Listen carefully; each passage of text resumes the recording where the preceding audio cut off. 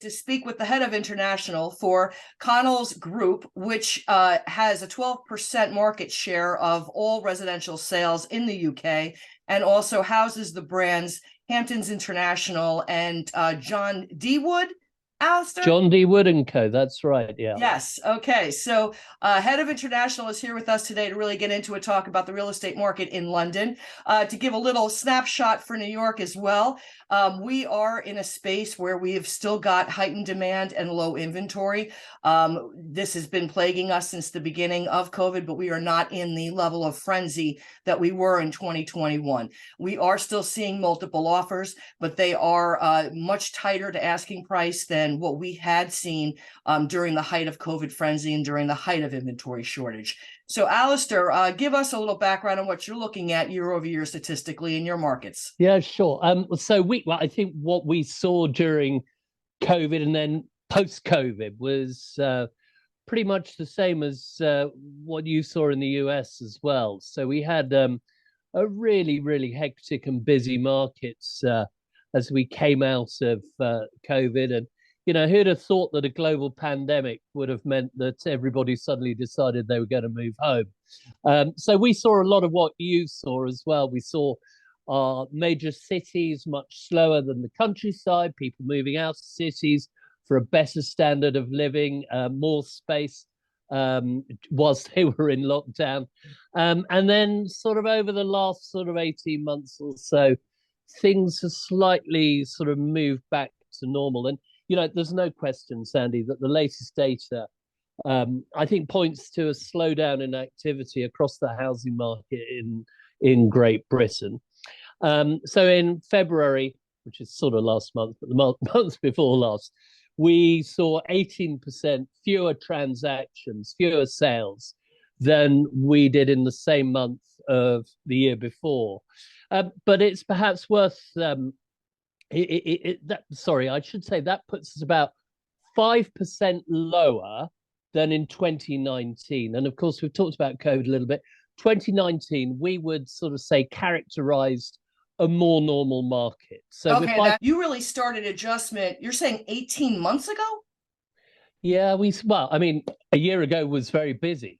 But since that, since that time, things have slowly started to slow down. And we've got a lot of things going on in Europe. And there are things, of course, like the war in Ukraine, which sort of slows stuff down for us. So we see no Russians buying in London, for instance, anymore. So there are things going on. We had a very, very short-lived government and prime minister, and that caused a big hiccup in everything across the UK. I would say so. Okay. We've had some brakes applied across the last 18 months. So we were very busy, no question. And, and I talked to our partners around the world, not just with Coldwell Banker in the United States, but elsewhere in the world too. And they all say the same thing. I mean, they were month upon month of record sales levels, and now things sort of slowing down a little bit, and a sense of greater reality in the market perhaps than there was previously. I'm seeing that too here. It's interesting, but not so much an overall slowdown. We've had some gasps. We had some gasps in the market. In May of 2022, we had a slow rise of interest rates. May of 22 was really our first gasp. Then we had another one in June when it came to the interest rates. Then in the fall, we kind of, the market kind of collected itself and got back in the swing, and then would have another gasp. And it was, a little on the slower side the winter time. And now I have to say, the quantity of buyers has lessened in the market. Yeah.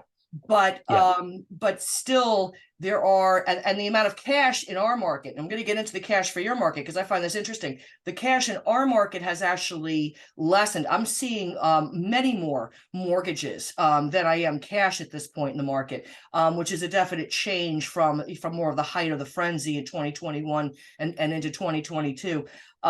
So there's, but we're still seeing multiple offers, but they are more contained to the asking price. And there are less of them as far as, there was one point in COVID where I had 64 showings and 32 offers in 4 days on a property. Now, you may find somewhere from 2 to 5 offers on the table on a real coveted listing. So it's still, and this is in New York again. This is happening different in pockets around our country. I'm seeing, for instance, Austin, Texas. When I spoke with a colleague out there about a month ago, they were realizing a 20% decrease in their margin, in their median sales price, and a significant increase in inventory. We aren't seeing that yet here in New York. So this is really, again, it's happening in pockets where we are. But I find it interesting when you're saying, as far as people that are coming to the UK, I mean, what have you seen as far as the buyer shift, as far as where are people coming from? To pick up on you talking about cash buyers in your market before we get into who's buying in the UK, and cash buyers are supporting our market in the UK extraordinarily at the moment. So they make up 34% of all purchases this year, and that's up from a low of 29% in 2020. So we're seeing cash in the market generally, and you mentioned you're seeing more buyers with mortgages coming to the market. I mean, generally, mortgage buyers we're seeing are reducing their budgets. They're moving to homes, perhaps a little smaller homes, a little further outside of the towns and cities, rather than not buying at all and sitting on their hands. Let's talk a little bit about where our buyers are coming from. And as you sit in New York, you couldn't really be asking me a more appropriate question, because the proportion of homes in prime central London that have been bought by American buyers has more than tripled in the last 18 months. All right. I had a feeling you're seeing some of our traffic. All right, go ahead. Well, we are. So you used to account for about 2% of all, and when I say prime central London, I mean the centre of London. And American buyers used to account for about 2% of all buyers. They now account for about 7% of all buyers. And the thing that's caused that is currency, as you rightly pointed out. So 18 months ago, if you were buying a house at £1 million in London, and you now in American dollar terms looked at that, you get a 10% discount. It would be £900,000. So that currency shift has made a big difference to the number of buyers that we're seeing. And American buyers are buying in the traditional strongholds of Chelsea, Knightsbridge, Kensington, and Mayfair, which is prime central London. The other nationality that we've seen an increase in, a doubling in increase in, is buyers from Hong Kong.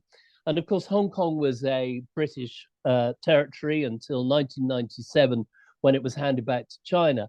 And there's been continued political pressure on Hong Kong Chinese people as over the last few years and throughout COVID, and it's encouraged more and more of them to leave. Britain makes it easy, or easier, for Hong Kong Chinese people to move to the UK through the British National Overseas Passport Scheme. But again, because the Hong Kong dollar is pegged to the US dollar, we have seen an increase in Hong Kong buyers as well.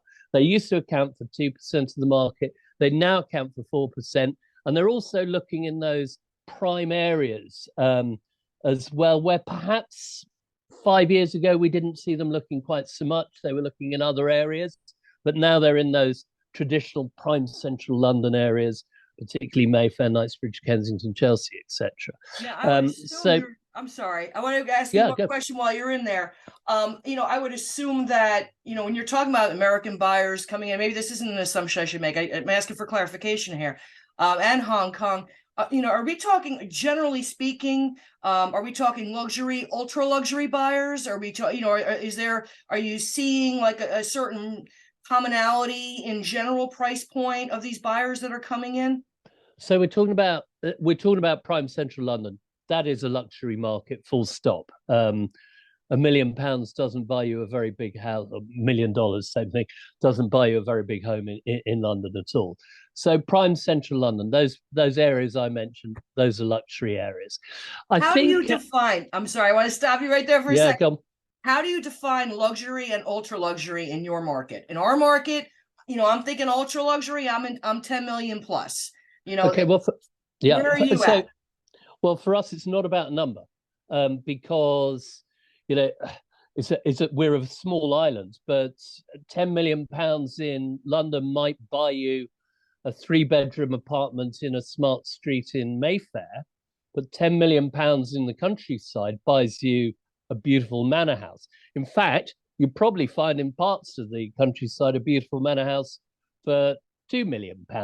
It's still luxury. It's not about the money. If you were to move to other parts of Europe, I mean, France, for instance, £1 million buys you a chateau. It'll cost you £1 million to fix the roof and another £1 million to heat it every year. So it's not about the money. How do we define? So luxury is defined by and super luxury is not just defined by price, but obviously drives who's going to buy that house. And a high net worth individual, the top of the market in London is around 70 to 80, 90 million. That's what I was kind of driving at. I guessed you were, which is why I got it. We don't see too much over 100. Occasionally there is something, but the very top of the market, 70 would define the top of the market.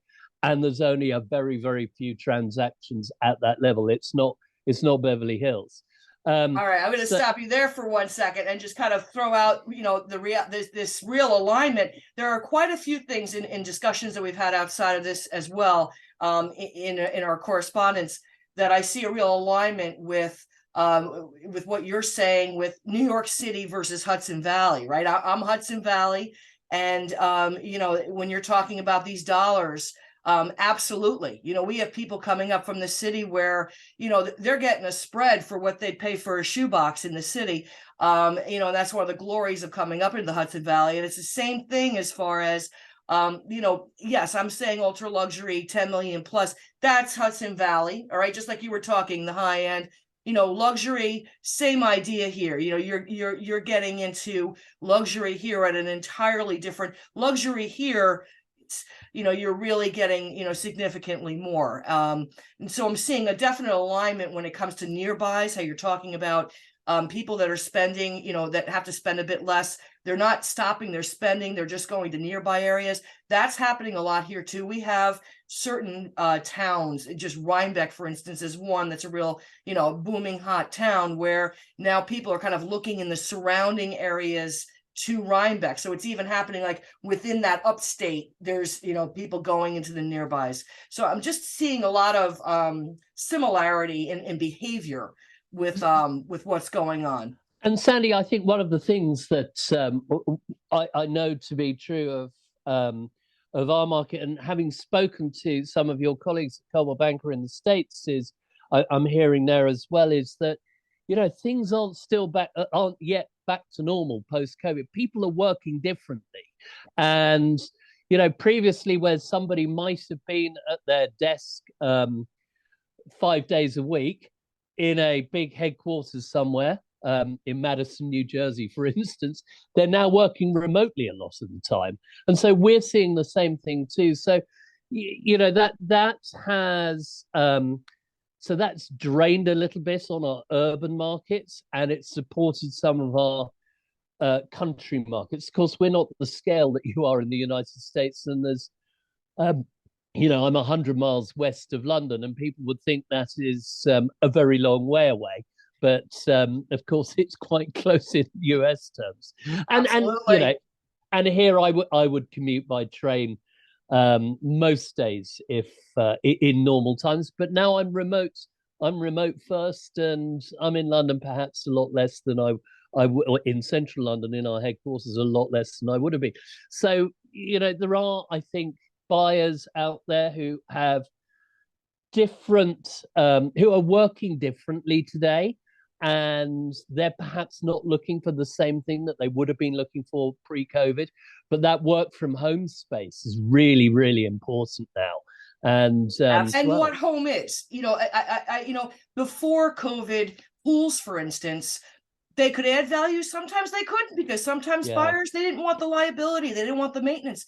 Since COVID, pools took off. People wanted a pool in place, or at a minimum, a pool site. And we're dealing with a lot of septic here, where you have to work around septic in order to have a pool site. So there were certain, situations where you didn't have the option of getting that pool in. So pools really took off. Now I'm going to kind of hone in on the differences, a few differences here between our market here as far as being in real estate versus the UK, because I've had some different conversations. I find it very interesting. We have buyers agents here and sellers agents here. Generally speaking, a seller's agent will generally split the commission with a buyer's agent. Generally, this goes into the MLS system. There's this cooperation going on. That's kind of the way things generally roll here. Can you give us a quick snapshot on what it looks like there? And I have a lovely role that enables me to see things from many different sides. So I come to the US quite a lot, and I have an idea of and an understanding of how your market works, and it's really different here. So I think the first thing to say is we only have one agent involved in every single sale, and that agent is instructed by the seller. So we only have listing agents. We don't have buyers agents. I'm not going to try and defend this, by the way. I'm just going to share how it is. You're just going to state the facts. I'm going to state the facts, exactly. So, and we don't have an MLS system either. We only have, we have an equivalent, but it's called a portal. So the listing agent would pay a portal to advertise, to display the property that they were selling. And the two biggest ones in the UK are called Rightmove and Zoopla. And you'll find those at rightmove.com or .co.uk and zoopla.com.co.uk. And that'll give you the majority of the market. And so that's the first thing to say. Buyers do all the legwork themselves. They'll trawl those portals to find properties. They'll walk in off the street. They'll pick up the phone to multiple agents to say, I'm looking for a home in your town, this is my budget, etc. They don't actually have anybody representing them. Wow. And so when it comes to fees, there is, because we've lived in a seller's market for a long time, and a normal market for us looks like many more buyers than there are sellers. Yeah. So the average time to sell a house in the UK in a normal market is about 8 weeks. It's a little bit longer than that at the moment, but in France it's 2 years. So it's a very different market to our European neighbours. So our fees are amongst the lowest in the world.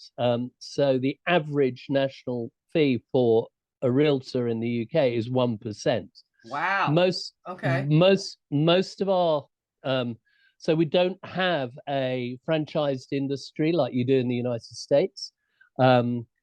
Our industry is very old. It's the business I work for is 155 years old, and everybody, all the agents that work for us would be employees. So they don't have, they're not licensed, but they are highly regulated, and which I think is the opposite way around to the US. I'm thinking we're 1099 here. We're independent contractors. There you go. We are licensed. I mean, so definitely very different with how it's handled. Absolutely. And buyers tend to have. So we would always think that our buyers of today are our sellers of tomorrow. So you'd always get a great service at John D Wood and Co. or Hamptons, but buyers work hard to buy it, which feels really strange. They're doing the job. They're a buyer and a buyer's agent. I mean, Well, with no buyer's agent, they're working quite hard. So legally, the agent is representing the seller, and by law has to act in the seller's best interest at all times. So we are highly governed around that area, but that's where it is different. So the individual that's buying the home would negotiate with the agent to buy the home, and wouldn't really have any representation in doing that. That's how it. So really different. Okay. But at the end of the day, it's still the sale of a house, isn't it? So yes, it's just definitely very different with how it's handled. I know my buyers definitely they want that representation here, so that's interesting. And just I'm just going to digress, if I may, a little, Sandy, because one of the things, obviously, that we've seen in both markets is some disruption. That brains have come along and said that they think that this process of buying a property can be automated online. No. And we've seen them fail. We've seen them fail here in the UK, and you're seeing them fail in the United States as well. And a house is so much more than just a commodity, isn't it? It's a home. And you want that entrusted to a person rather than a computer. It's where you put your most precious things. So it's been tested here, and I know it's been tested in the States as well. I think people are involved in selling homes, and I think they always will be, because of the personal nature of something that's so special to us all, where we put our most valuable things, our family, and you want somebody representing you in the sale of a home. Absolutely, and boots on ground versus an algorithm boots too. On the ground, exactly. Absolutely. Now, just to kind of come into closing on this, when we're looking at what's ahead, basically, I'm as far as this area is concerned, none of us have a crystal ball. I'm going to preface that right there, okay? But look, at the end of the day, the reality is we can't sustain the trajectory we've been on. There's no historical pattern, and I would assume with your area too, there's no historical pattern that can suggest that we will continue to sustain. And actually, you're already showing the adjustments, right? We haven't really so much here yet in this particular area, though, again, other areas of the country already have. So, am I expecting a leveling off? Absolutely. I thought that was going to actually already be here, but I'm still seeing some multiple offers kicking in. At the end of the day, real estate from a long-term perspective is a sound pillar investment. But what are you looking at, when we're coming into the year ahead? What's your crystal ball saying? You're right. The heat has come out of our market, but the continued lack of supply and that inventory is so far supporting the prices. And actually, there were some stats which I was going to share with you, which is about people selling their home at £1 million plus. In March, the month just gone, achieved 97.4% of their asking price. Yep. And that compares to 99.6% a year ago in that very heated market that we were in. But if you go back to that more normal market that we talked about in 2019, it's still up from 95.2%. So, but the heat's come out of the market, and generally we think that transactions in 2023 are going to take a bigger hit than prices.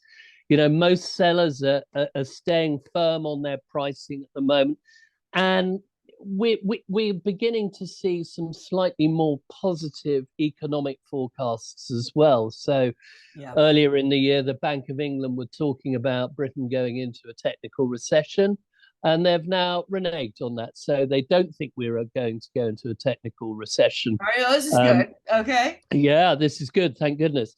And the other thing is that mortgage rates, we've seen rises in rates, but mortgage rates have been pretty stable between the 4 and 5% mark. Currently you can get a 3-year fix for about 4.3% in the UK. So we're basically on the edge of seeing price falls, but none of that is written yet. And who's got a crystal ball? I don't, for sure. But there's a school of thought that thinks that rates might start to come off. A lot depends on what's going to happen in the Ukraine. We are close to it here.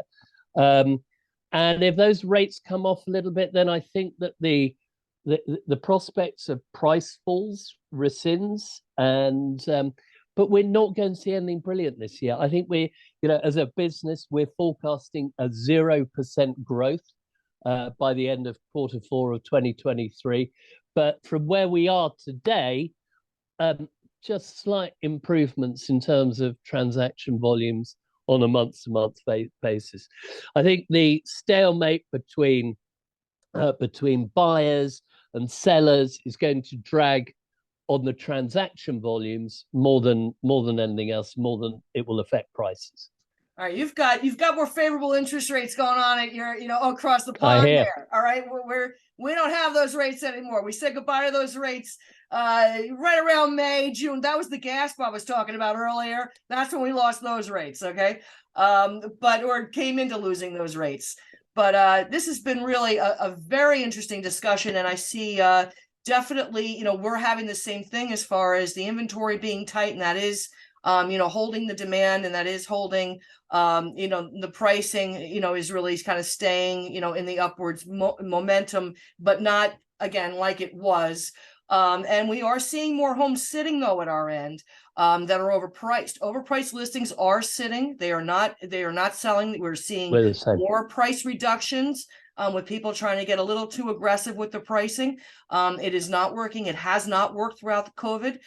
In Dutchess County alone, we had 595 listings expire in 2021 during the height of inventory shortage and the height of frenzy. So it just further proved overpricing at no point is a sound strategy or works. But yeah, houses that are priced well and effectively marketed, and particularly if they're checking those coveted boxes, as you were saying, people wanting to leave the city, they tend to want to have quiet. They don't tend to want to be right on a road. So if it's a house that's set back and quiet, that tends to be a coveted box as well. And we still are seeing quite a bit of activity around those houses, in particular those properties. But anything you'd like to say in closing?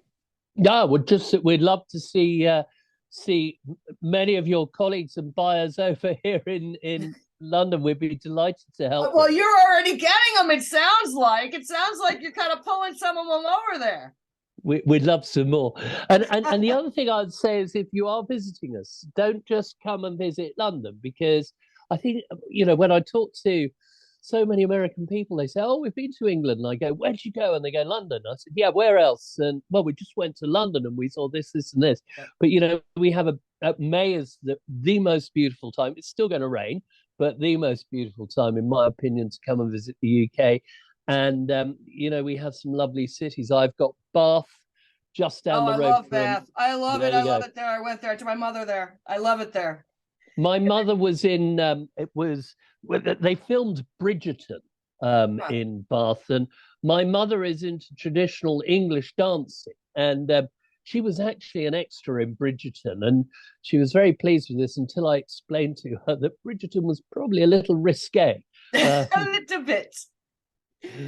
Well, we have Bath, we have Oxford, we have some beautiful cities to come visit. Absolutely, there's lots to explore, and for those out there, I am a global luxury specialist with Coldwell Banker Realty, and you can see my website www.hudsonvalleynest.com if you're interested in buying or selling internationally, or if you have a luxury property in the United States, reach out. I'd be happy to help you with that. I have a pretty extensive international network going on.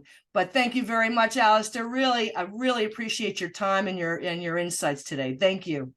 Sandy, it's been a pleasure to speak to you, and I know we're going to keep in touch. We are. I've got something coming your way. All right. Brilliant. Take care, everybody. Bye.